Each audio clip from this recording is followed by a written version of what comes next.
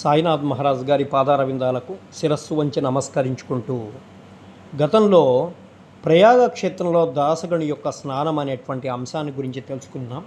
ఇప్పుడు బాబా అయోని సంభవులు సాయినాథుడు షిరిడి మొట్టమొదటి ప్రవేశం. సాయిబాబా తల్లిదండ్రుల గురించి కానీ జన్మము గురించి కానీ జన్మస్థానం గురించి కానీ ఎవ్వరికీ ఏమీ తెలియదు.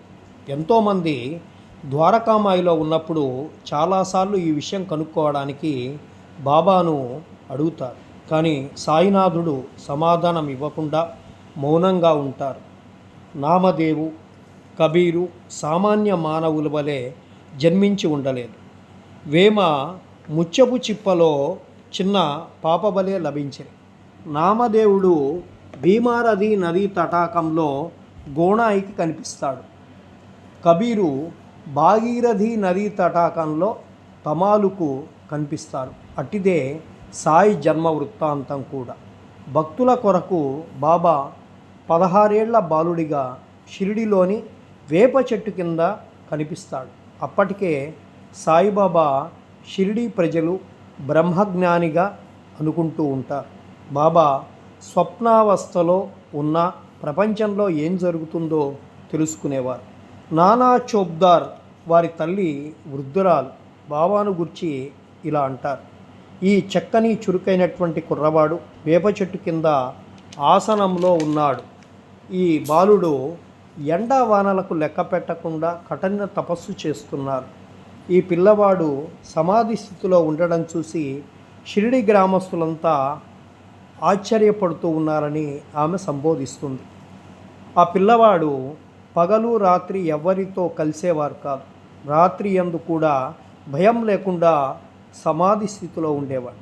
ఈ పిల్లవాడు ఎక్కడ నుండి వచ్చారు అని షిరిడి వాసులు గుసగుసలాడుకోవడం ప్రారంభమైంది.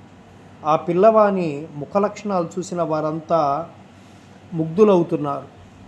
ఆ పిల్లవాడు ఎవరి ఇంటికి వెళ్ళేవారు కాదు. ఎప్పుడూ వేప చెట్టు కిందే కూర్చొని తపస్సులో ఉండేవారు. ఒకరోజు షిరిడి గ్రామ దేవత అయినప్పటి ఖండోబా దేవుడు షిరిడీలో ఒకనికి ఆవాహిస్తారు. షిరిడి ప్రజలు ఎవరి బాలుడు అని ప్రశ్నిస్తారు. వారి తల్లిదండ్రులు ఎవరని, వారు ఎక్కడి నుంచి వచ్చారని చెప్పి ఖండోబా ఆవహించినటువంటి వ్యక్తిని అడుగుతారు. ఆ ఖండోబా గణం యొక్క స్థలమును చూపి అక్కడ తవ్వమని చెప్పి చెప్తారు. షిరిడి ప్రజలు గడ్డపార తెచ్చి అక్కడ తవ్వగా అందులో కొన్ని ఇటుకలు, వాని కింద వెడల్పు రాయి కనిపిస్తుంది. ఆ బండరాయిని తొలగించి